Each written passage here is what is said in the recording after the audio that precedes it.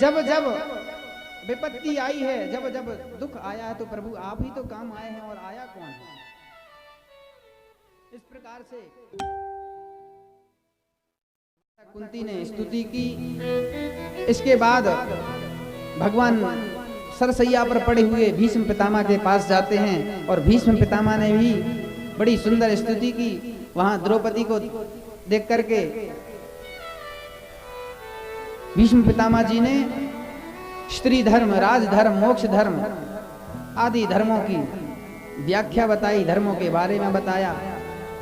द्रौपदी हंस गई। द्रौपदी जी को बड़ी हंसी आई। पितामह ने पूछा, बोले हे पुत्र वधू, तुम हंसी क्यों? बोले इसीलिए, बोले अभी धर्मों का निरूपण कर रहे हो। जब कहाँ गए थे तुम्हारे धर्म, जब हमारी लाज जा रही थी। दुशासन हमारी साड़ी को खींच रहा था और आप चुपचाप बैठे थे, तब नहीं धर्म आपका काम चल रहा था। अब धर्म की भाषा बता रहे हो। सोई अश्रु बिंदु बहने लगे भीष्म पितामह के आंखों से, और कहने लगे, द्रौपदी, उस समय में अन्न खाता था बेकार,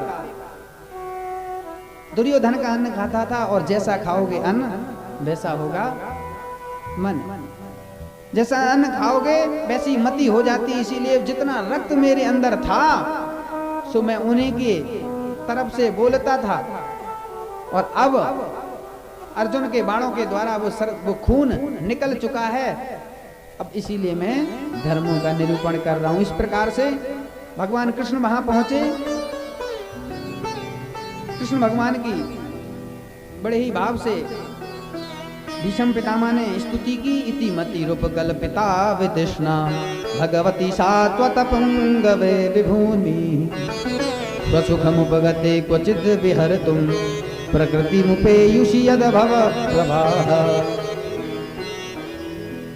इति मति रूप कल्पिता वितृष्णा, बोले कन्हैया, मेरे पास एक मेरी पुत्री है, मैं उसका विवाह आपके साथ करना चाहता हूं।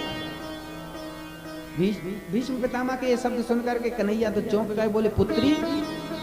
बोले आपने तो ब्रह्मचारी होने का संकल्प लिया है, शपथ ली है, और आपकी पुत्री कहां से आ गई? बोले इति मति रूप कल्पिता, मैंने अपनी मति को ही अपना पुत्र माना है, पुत्री मानी है। इति मति रूप कल्पिता वितृष्णा, मैं ही उसका पिता हूं, और मेरी जो मति है, और मति से हमेशा तृष्णाएं बढ़ती रहती हैं। ये आ जाए, वो आ जाए, ये मिल जाए, वो मिल जाए। इसीलिए ये जो मेरी मति है, ये मैं आपके चरणों में समर्पित करता हूं। तुम सामने हो मेरे, मेरा दम ही निकल जाए, चरणों में प्रणाम करूं, मेरे प्राण निकल जाएं। बोले मेरे प्राण निकलें और आप मेरे सामने हो चतुर्भुज रूप में। वहां खड़े रहे भगवान और अपने प्राणों को भगवान में लीन किया भीष्म पितामह जी ने। आगे सौनक जी कृष्ण कहते हैं, अश्वत्थाम्नोपसृष्टेना ब्रह्म शीष्णो रुतेजसा उत्तराया हतो गर्भा ईशेना जीविता पुनः तस्य जन्म महाबुद्धे कर्माणि च महात्मनः निधनं च यथैवासीत् प्रेत्य गतवान् यथा। सूत जी से सौनकादि ऋषि प्रश्न करते हैं, अश्वत्थामा के ब्रह्मास्त्र से भगवान ने परीक्षित उत्तरा के गर्भ से जो गर्भ की रक्षा की, उन परीक्षित के बारे में हमें बतलाइए, हमें कथा श्रवण कराइए और कैसे रक्षा कर ली।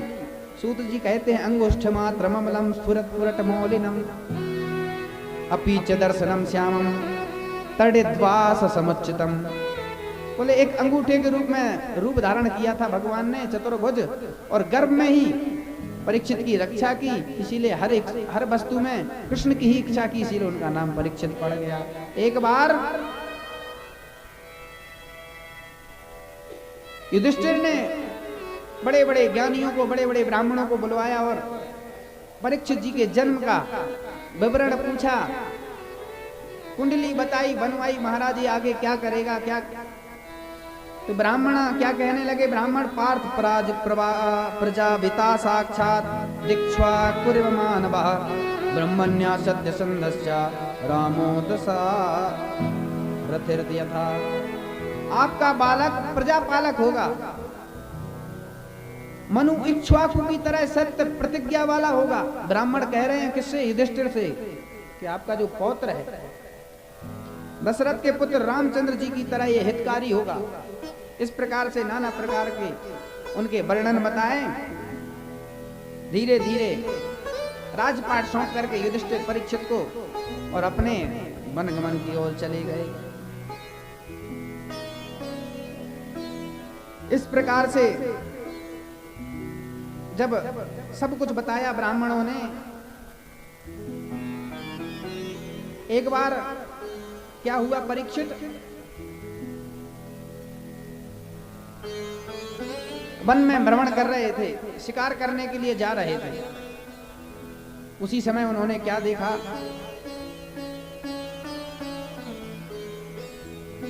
धर्मः पदैकेन चरन् विच्छायामुपलभ्यगाम् पृच्छति स्मराश्रुवदनां विवत्सामिव मातरम्।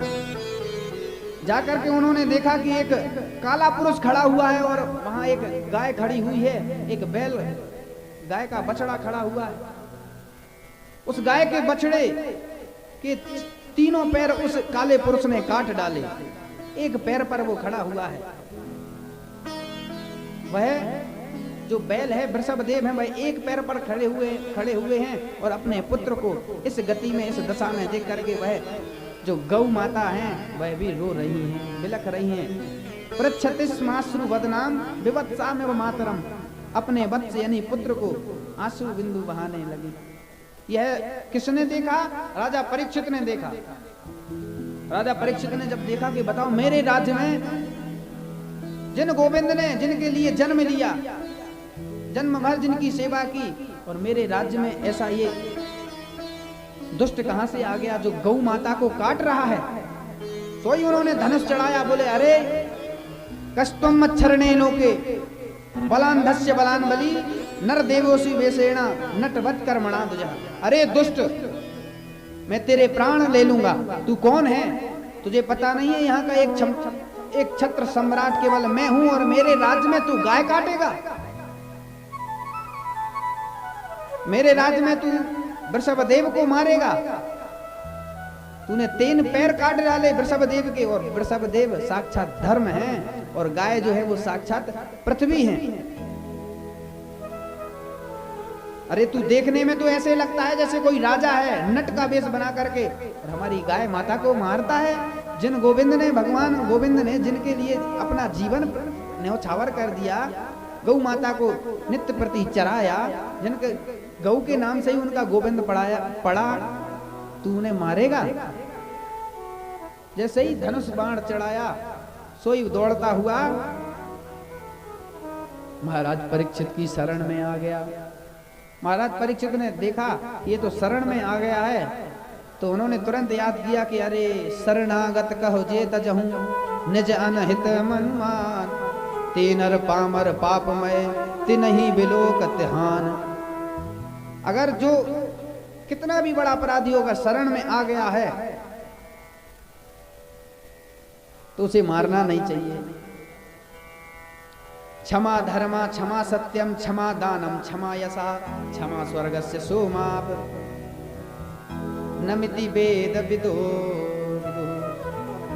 चाहे कितना बड़ा पाप किया, अगर शरण में आ गया तो उसे क्षमा कर देना चाहिए। अब वह शरण में आया, बोले मेरे राज्य से तू निकल जा यहाँ से। बोले महाराज कुछ स्थान दे दीजिए। बोले ठीक है जा। वो था कौन, काला पुरुष, वो कलियुग था, कलियुग था। उसे स्थान दे दिया। महाराज परीक्षित ने उसे 4 स्थान दिए। कौन कौन से, अभ्यतस्तस्मैहि स्थानानि कलये ददौ द्यूतं पानं स्त्रिया सूना यत्रा धर्माश्चतुर्विधा। द्यूतम, जहां जुआ खेला जाता हो, जहां जुआ यानी झूठ, जहां जुआ खेला जाता है वहां कलयुग सदैव वास करता है, यानी झूठ होता है। दूसरा शराब, शराब बिकती है, शराब पिबती है, शराब रखी जाती है वहां, शराब यानी अभिमान, उसमें कलयुग का वास होता है। दूसरा और तीसरा स्थान काम, जहां वैश्यागमन होता है, स्त्रियों को मारा पीटा जाता है, स्त्रियों की इज्जत नहीं की जाती है, वहां कलयुग का वास होता है। और चौथा स्थान कौन सा दिया? बोले हिंसा, यत्रा धर्मा चतुर्विधा, धर्म की हिंसा जहां होती हो, जहां कोई धर्म को नहीं मानता हो, वहां तेरा वास होगा। कलयुग को 4 स्थान दे दिए महाराज, गिड़गिड़ाने लगा, बोले 4 दिए स्थान तो सब बेकार ही बेकार दे दिया, झूठ, जुआ, मदरा, काम। बोले एक आध तो अच्छा दे दो, तो बोले ठीक है, क्या चाहिए? बोले जो स्वर्ण दे दो। बोले ठीक है, तो सोने में उसका वास हो गया, वास हो गया। अब माता पृथ्वी, जो गाय रूप में पृथ्वी खड़ी हुई, उनसे पूछा, बोले क्या हुआ माता, आप तो साक्षात मुझे ऐसे दिखाई दे रही हैं जैसे गौ के रूप में आप साक्षात पृथ्वी हो, और धर्म वृषभदेव आप कौन है, आपके 3 पैर किसने काट डाले, क्यों काटे? तो उन्होंने ये नहीं कहा कि ये अधर्म कलयुग ने, बोले ये समय का फेर है, इसीलिए मेरे 3 पैर कट चुके। परीक्षित एक दिन शिकार करने जा ही रहे थे, जंगल में भ्रमण कर रहे थे, उन्हें बड़ी जोर की प्यास लगी। समीक मुनि के आश्रम पहुंचे और वो मुकुट पहने हुए थे। अच्छा, स्वर्ण में कलयुग का वास होता है, लेकिन स्वर्ण में भगवान श्री कृष्ण का भी वास होता है। बोले भाई एक वस्तु में 2-2 वास कैसे हो जाए? बोले इसीलिए अगर सोना हम कोई चीज ला रहे हैं तो भगवान को पास स्पर्श कर दो, भगवान के पास रख दो, तो उसमें कलयुग का वास नहीं होता। और जो भगवान के पास, हम खुद के लिए तो बना ले नाना प्रकार के व्यंजन, पकौड़ी, हर चीज 56 प्रकार के व्यंजन खा लेते हैं, पर भगवान को भोग नहीं लगाते। और गाँव में तो अक्सर पूजा कैसी होती है ठाकुर की, सर पकड़ा भगवान का, लड्डू गोपाल का, और एक डंके में डुबाया और सर पकड़ के यूं रख दिया, लो ना उनका तिलक। और कई कई माताएं, छोटी छोटी बहन ऐसे करती हैं, शक्कर ली, चीनी ली और ऐसी मुंह में ठूस दी, ले खा ले, मुंह में लगा दी और चली गई, अगरबत्ती घुमाई, जय जगदीश हरे हो गई। वो पता चला शाम के टाइम आज दया इतने मुंह पे भगवान के इतनी चिंटी बैठी। बोले खाते रहो। जैसे हम अपने बच्चों का पोषण करते हैं, अपने बच्चों को मनाते हैं, बच्चों को रखते हैं, उस प्रकार रखो ना। 10 मिनट कोई काम कर रहे थे, 10 मिनट लेट हो जाएगा, बड़े भाव से करो। हमारे वृंदावन में एक गोपाल की माँ है, उन्हें सब गोपाल की माँ बोलते हैं। गोरेदाऊ जी के, आप तो गए हैं, गोरेदाऊ जी के जस्ट सामने जो गली गई है तरास मंदिर के पास में, उससे पहले ही एक गोपाल की माँ के नाम से आश्रम है, उन्हें गोपाल की ही माँ बोलते हैं। तो वो भोजन बनाएंगी तो गोपाल के लिए, खाएंगी तो गोपाल के लिए। अगर कुछ बिगड़ता है तो जैसे अपने बच्चे को मार देते हैं, तो जाकर के लड्डू गोपाल में थप्पड़ भी दे लेती है, तूने जे काम बिगाड़ दियो, जे कर दियो, अब ऐसो करवावेगो, तू मानेगो ना, मुझे ना दिखे, मेरी अवस्था को ना दिखे, मैं बूढ़ी है चुकी हूँ, तो काम ना करे, कछु काम ना आवे। तो एक भाव होता है, भाव देखना। भगवान तुम्हारे शक्कर के, तुम्हारे और नाना प्रकार के व्यंजनों के भूखे नहीं है, केवल भाव मांगते हैं। विदुर जी की विदुरानी ने तो केवल छिलके खवा दिए थे, केला नहीं खवाया था। तो सबसे बड़ा प्रेम है, सबसे ऊंची प्रेम सगाई, प्रेम बड़ा होता है। परीक्षित वन में जाते हैं और देखा उन्होंने समीक मुनि समाधिस्थ हैं और सर पर कलयुग बैठा था। उन्होंने देखा कि ये तो हमें देख करके समाधिस्थ हो गया और हम राजा हैं, सोच रहा होगा कौन पानी दे। सो उन्होंने देखा एक तीर से नाग उठा करके मरा हुआ सर्प पड़ा था और समीक मुनि के गले में डाल दिया। ये दृश्य गौरमुख नाम के शिष्य ने देखा तो तुरंत जाकर के कौशिकी नदी के तट पर उनके पुत्र श्रृंगी मुनि बैठे हुए थे। उन्हें पता चला कि यहाँ के राजा परीक्षित ने ऐसा ऐसा कृत्य किया है। उन्हें बड़ा क्रोध आ गया और तुरंत कौशिकी नदी का जल उठा करके तुरंत श्राप दे दिया राजा परीक्षित को। इति लंघित मर्यादं तक्षकः सप्तमे हनि दंशतश्म कुलांगारम ओदितो में ततद्रुहम। बोले जिस भी राजा ने मेरे पिताजी का इस प्रकार से अनादर किया है, आज से 7वें दिन मैं श्राप देता हूं, उसे तक्षक नाग काटेगा और तक्षक नाग के काटने से उसकी मृत्यु हो जाएगी। इस प्रकार का श्राप दिया। सो तुरंत समीक मुनि की समाधि खुल गई। घबरा उठे और समीक मुनि के पास जब श्रृंगी ऋषि पहुंचे, पूछा कि ये क्या किया तूने?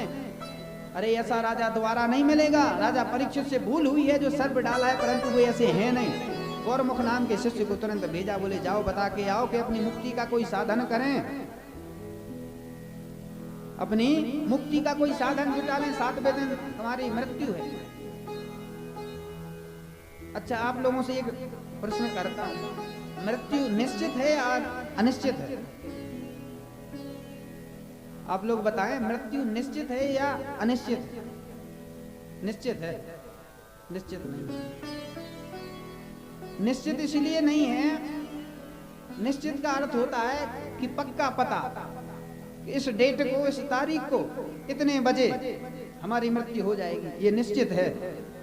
मृत्यु अनिश्चित है, न जाने कब, कहां, कैसे, कब आ जाए, इसलिए मृत्यु अनिश्चित है, निश्चित नहीं।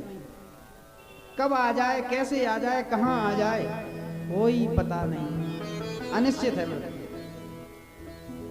और इस कलयुग में है क्या? कलयुग में क्या बचा हुआ है? समाधि लगा के बैठ जाओ, भगवान आने वाले नहीं हैं। हवन करते रहो, नहीं आने वाले, क्योंकि इतनी उम्र नहीं है। 2-4 साल बैठोगे, इसके बाद 2 घंटे लोग नहीं बैठ पाते, ऊब जाते हैं।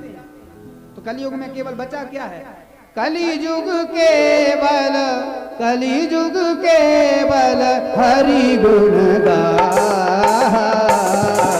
गावत न